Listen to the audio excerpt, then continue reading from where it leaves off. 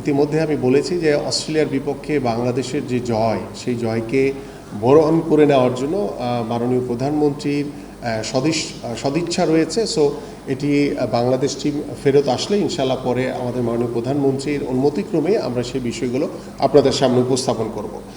আরেকটি বিষয় রয়েছে যে বাংলাদেশের ভারতের যে সফর নিয়ে ক্রিকেট, ইতিমধ্যে এটি আমরা ইন্ডিয়ান হাই কমিশনের সাথে কথা হয়েছে এবং আমাদের বাংলাদেশের পররাষ্ট্র মন্ত্রণালয় ইন্ডিয়ার পররাষ্ট্র মন্ত্রণালয়ের সাথে কথা বলে বিষয়টিকে স্বাভাবিক করার জন্য যাতে আমরা খুব দ্রুতই ভারত আমাদের বন্ধু প্রতিম যে দেশ, তারা যাতে বাংলাদেশে এসে তারা ক্রিকেট খেলে এবং আমাদের বাংলাদেশ থেকেও যাতে ভারতে গিয়ে যে ক্রিকেট খেলে যে গত বিশ্বকাপ ক্রিকেটকে কেন্দ্র করে বাংলাদেশের অংশগ্রহণ না করার কারণে যে টানার সৃষ্টি হয়েছে, সেটাকে আমরা খুব বন্ধুত্বপূর্ণ সম্পর্ক বজায় রেখে সেটাকে স্বাভাবিক করে নিয়ে আসতে চাই। কারণ আমরা বিশ্বাস করি যে খেলাধুলা সব কিছুর ঊর্ধ্বে।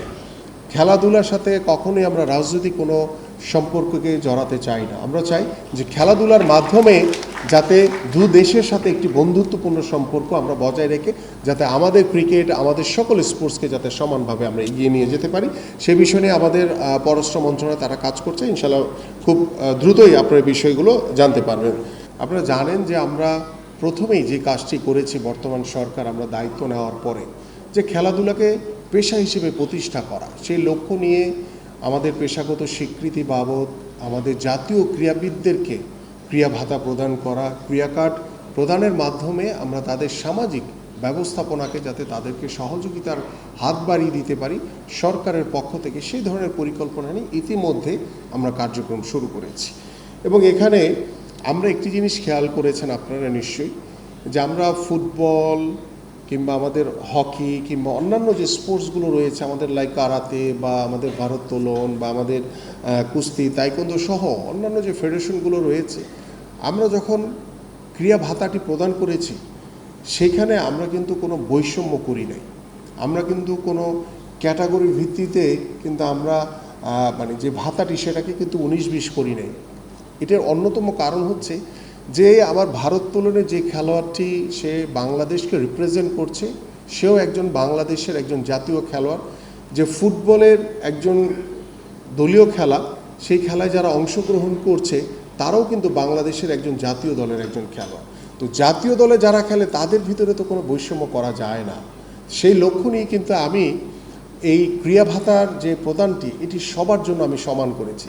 আমাকে অনেকেই অনেকভাবে বলার চেষ্টা করেছিল বিগত সময়ে যখন আমরা এটা শুরু করি, যে ভাই এটা মনে হয় একটু ফুটবলের জন্য একটু বেশি দেন, হকির জন্য একটু বেশি দেন, অন্যান্য স্পোর্টসগুলোকে একটু কম দেন। না, বাট আমি এটা মাননীয় প্রধানমন্ত্রী যে নির্দেশনা, যে জাতীয় দলে যারা খেলছে তাদের সবাইকে সমান গুরুত্ব দিতে হবে এবং সবাইকে সমান গুরুত্ব দিয়ে আমরা সবাইকে সমান ক্রিয়া ভাতা প্রদান করছি। ইনশাল্লাহ আমরা খুব দ্রুত সময়ের ভিতরে আরও 200 জন ক্রীড়াবিদকে আমাদের এই ক্রিয়া ভাতার অন্তর্ভুক্ত করে আমরা ইনশাআল্লাহ এই 500 জনকে আমরা ধারাবাহিকভাবে সরকারের পক্ষ থেকে খেলাধুলাকে পেশা হিসেবে প্রতিষ্ঠার লক্ষ্য নিয়ে আমরা ইনশাআল্লাহ এই ভাতাগুলো প্রদান করব এবং ক্রিয়া কার্ডও তাদেরকে প্রদান করা হবে।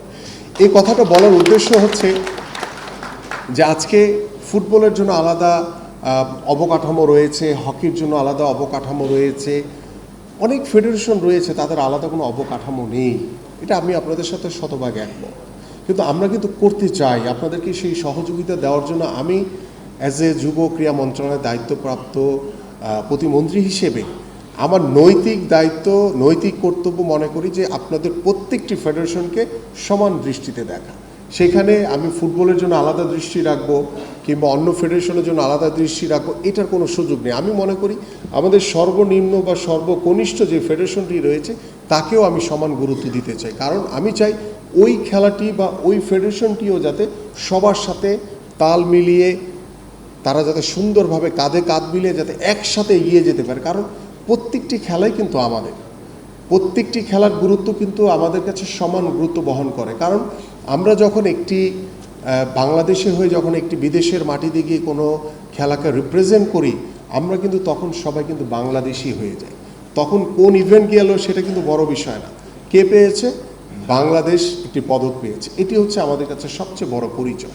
তো সেই পরিচয়টিকে ধারণ করে আমরা গতকালকে আপনারা সবাই জানেন যে আমাদের মাননীয় প্রধানমন্ত্রী, আমাদের সারা দেশের মানুষ যে বাংলাদেশ ক্রিকেট দলকে সবাই অভিনন্দন জানিয়েছে, কারণ বাংলাদেশের ইতিহাসে এই প্রথম অস্ট্রেলিয়ার মতো একটি ক্রিকেট পড়া শক্তিকে নিজের মাটিতে হারিয়ে বাংলাদেশ যে গৌরব অর্জন করেছে, আমি মনে করি বাংলাদেশের ক্রিকেট ইতিহাসের জন্য এটি সবচেয়ে বড় একটি অর্জন।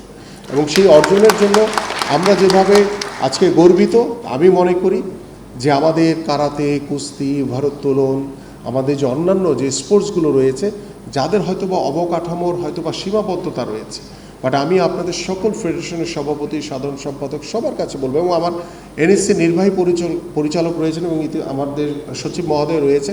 ইতিমধ্যে আমি কিন্তু যখন বক্তব্য শুনছিলাম ফাঁকে ফাঁকে কিন্তু আমি ইতিমধ্যে নির্দেশনা দিয়ে দিয়েছি যে কার কোথায় কি প্রয়োজন রয়েছে, কার কোথায় রুম লাগবে, কার কোথায় ট্রেনিং সেশনের জন্য আমাদের জায়গা প্রয়োজন আছে, সেটাকে আমরা, যেহেতু আমাদের কিছু সীমাবদ্ধতা রয়েছে, আমি বলছি না যে আমরা রাতারাতি সব কিছু পরিবর্তন করে ফেলতে পারবো, বাট আমরা শুরু করতে চাই, আমরা জিরো থেকে শুরু করতে চাই। এবং আমি মনে করি যে আমরা জিরো থেকে শুরু করেছি, এবং সেই জিরো থেকে শুরু করার মূল লক্ষ্য কিন্তু হচ্ছে আমরা আগামী 5 বছর পরে আমরা যে শুরুটা করেছি সেটার একটা কাঙ্ক্ষিত রেজাল্ট, কাঙ্ক্ষিত জায়গায় আমরা পৌঁছাতে চাই। আমি আপনাদের কাছে বলবো না যে আগামী এই যে সামনে যে এশিয়ান গেমস আমাকে এখানে আপনারা পদক এনে দেন, আমি সেই আশা করবো না, কারণ আমি ক্রীড়াবিদ, আমি বুঝি যে ক্রীড়াবিদ কিংবা কোচের কাছে কোনো ম্যাজিক নেই যে সে রাতারাতি ম্যাজিক করে সেখানে পদক নিয়ে আসবে, এটা কখনোই সম্ভব না।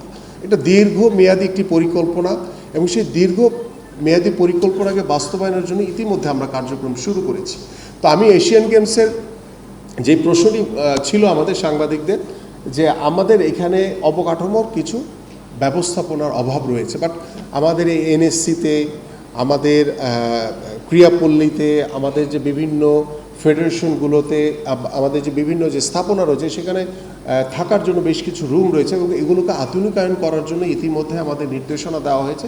ইনশাল্লাহ আমরা সব জায়গাতেই আমরা সেই আধুনিকায়ন করার জন্য, এবং যাতে আমাদের যারা মানে অপেক্ষাকৃত আমাদের যে ফেডারেশনগুলো রয়েছে, যাদের হয়তো অবকাঠামো বা খেলার জায়গাটির অভাব রয়েছে, কিভাবে আপনাদেরকে আমরা পাশে থেকে আপনাদেরকে সর্বাত্মকভাবে সহযোগিতা করতে পারি, আমার যুব ক্রীড়া মন্ত্রণালয় সবসময় আমি আপনাদের পাশে রয়েছি সার্বিক সহযোগিতা করার জন্য।